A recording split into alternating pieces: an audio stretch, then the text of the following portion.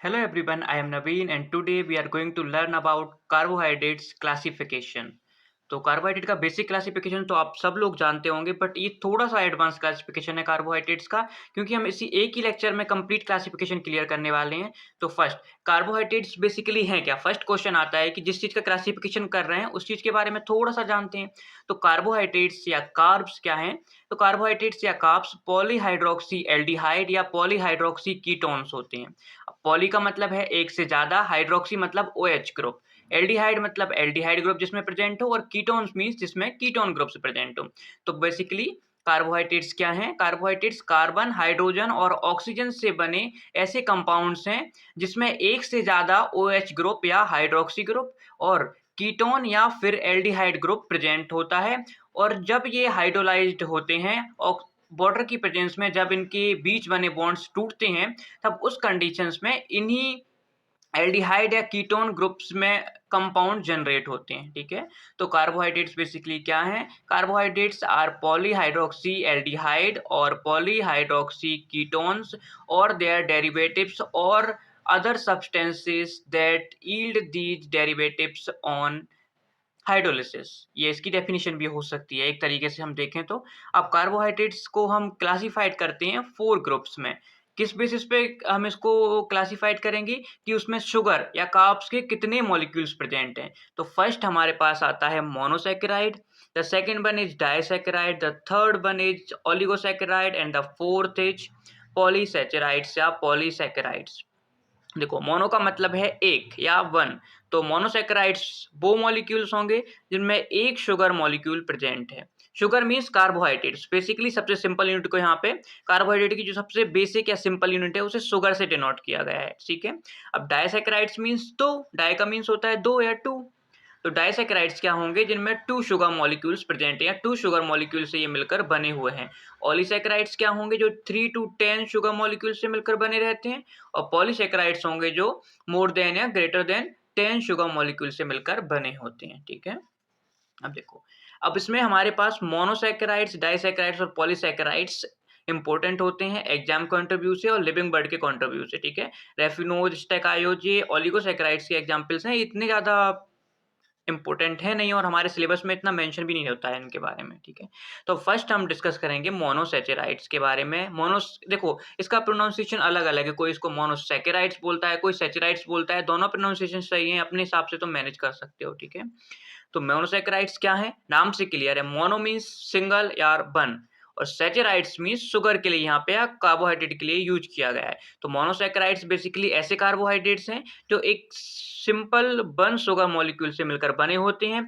अगर इनको हम हाइड्रोलाइसिस करने जाएँ तो इनकी हाइड्रोलिसिस नहीं होगी या हाइड्रोलिसिस पर ये अदर सिंपल यूनिट्स को जनरेट नहीं करेंगे। क्यों नहीं करेंगे? क्योंकि सबसे सिंपलेस्ट यूनिट ही है ये। ठीक है, बेसिकली सबसे सिंपलेस्ट यूनिट है हमारे पास मोनोसैकेराइड्स कार्बोहाइड्रेट्स की।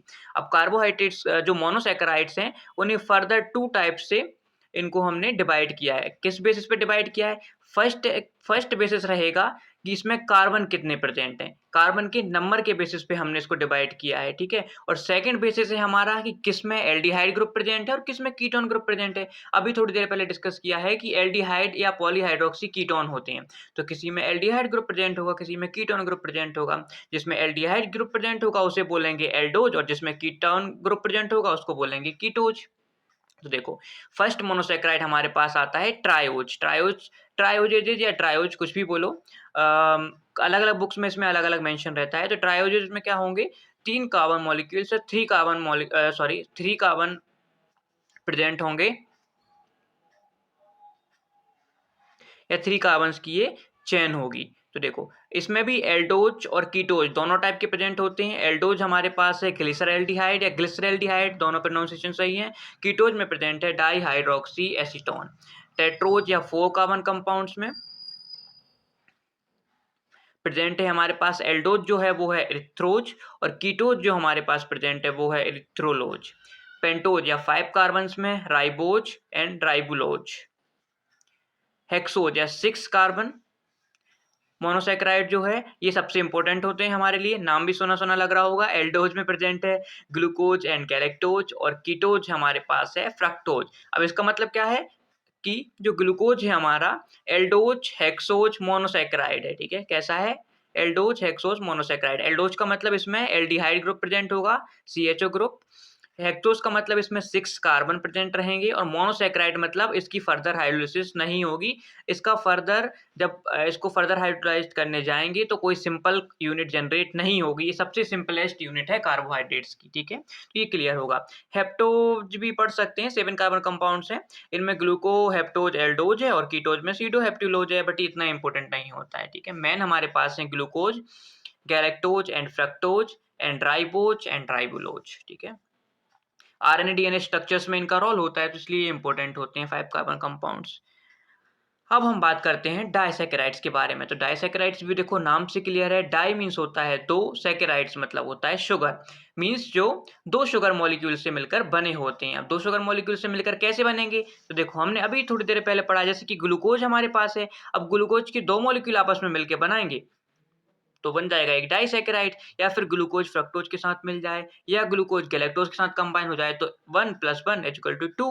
देखो तो 2 शुगर मॉलिक्यूल से ये मिलकर बने होते हैं। अब देखो फर्स्ट हमारे पास आता है इसमें सुक्रोज, सेकंड आता है लैक्टोज और थर्ड आता है माल्टोज। सुक्रोज बना है हमारा ग्लूकोज प्लस फ्रक्टोज से, लैक्टोज बना है हमारा ग्लूकोज प्लस गैलेक्टोज से और माल्टोज बना है हमारा ग्लूकोज प्लस ग्लूकोज से। दो ग्लूकोज के मॉलिक्यूल्स आपस में कंबाइन हुए और उन्होंने जनरेट किया माल्टोज को, ठीक है। तो ये हमारे पास डाइसैकेराइड्स होते हैं। अब डाइसैकेराइड्स को अगर हम हाइड्रोलाइज्ड करें, मतलब ऑक्सीजन की वाटर की प्रेजेंस में इनके बीच के बॉन्ड को तोड़ने की कोशिश करेंगे, तब कौन से कंपाउंड बनेंगे? तो सुक्रोज को तोड़ेंगे तो क्या बनेगा? Glucose plus fructose.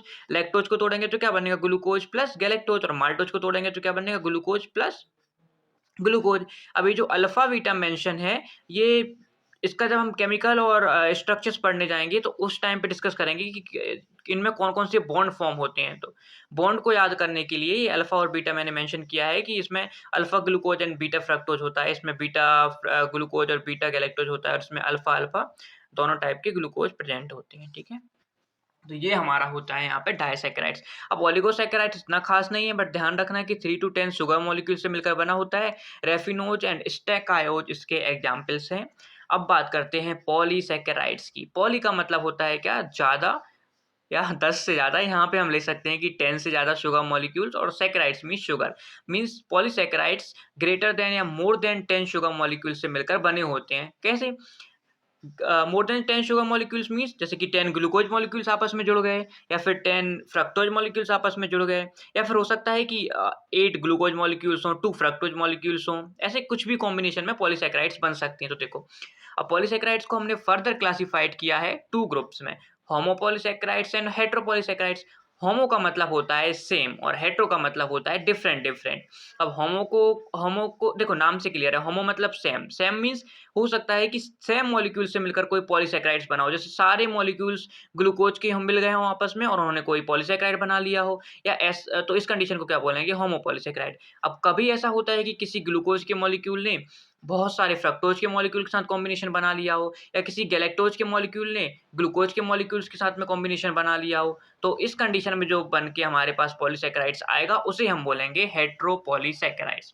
तो बेसिकली क्या है? होमोपॉलीसैकेराइड्स एंड हेटेरोपॉलीसैकेराइड्स। अब हेटेरोपॉलीसैकेराइड्स के एग्जांपल्स देखते हैं। इनके नाम अक्सर सुनने को मिलते हैं, जैसे कि एगार हो गया, गम्स भी होती हैं। इसके अलावा हमारे पास हाइलुरोनिक एसिड होता है, हेपेरिन्स होता है। हाइलुरोनिक एसिड कॉस्मेटिक्स में यूज होता है, ठीक है। इसके अलावा हेमिसोलुलोज पेक्टिन भी इसका एक एग्जाम्पल है। अब हम होमोपॉलीसैकेराइड्स के बारे में बात करें तो ये भी फर्दर क्लासिफाइड है। स्टोरेज मतलब जो बॉडी में स्टोर होंगे या कहीं पर भी स्टोर होंगे, ये किस चीज़ के लिए? कि कभी हमें अगर फ्यूचर में ज़रूरत पड़ जाए कार्बोहाइड्रेट्स की या सिंपल यूनिट की, तो ये क्या करते हैं बाद में ये हाइड्रोलाइज़्ड हो जाते हैं और हाइड्रोलाइज़्ड होके सिंपल शुगर जनरेट करते हैं, जिससे बॉडी की या प्लांट्स की नीड पूरी हो जाती है। तो ये स्टोरेज फॉर्म में रहते हैं। और एक है स्ट्रक्चरल फॉर्म, जो कि बॉडी का स्ट्रक्चर फॉर्म करते हैं। तो देखो कार्बोहाइड्रेट का एक वर्क हमें यहाँ से क्या समझ में आया कि ये बॉडी में स्टोर हो जाते हैं, तो एनर्जी प्रोवाइड करेंगे जब हमें एनर्जी की ज़रूरत पड़ेगी। और इसके अलावा ये बॉडी का स्ट्रक्चर भी फॉर्म करते हैं, तो स्टोरेज भी करेंगे और स्ट्रक्चर भी बनाएँगे। तो स्टोरेज में हमारे पास आता है dextrin, starch, glycogen and inulin, ठीक है। ये 4 हमारे पास में आते हैं स्टोरेज होमोपॉलीसैकेराइड। और स्ट्रक्चरल में हमारे पास आता है काइटिन, लिग्निन एंड सेल्यूलोज।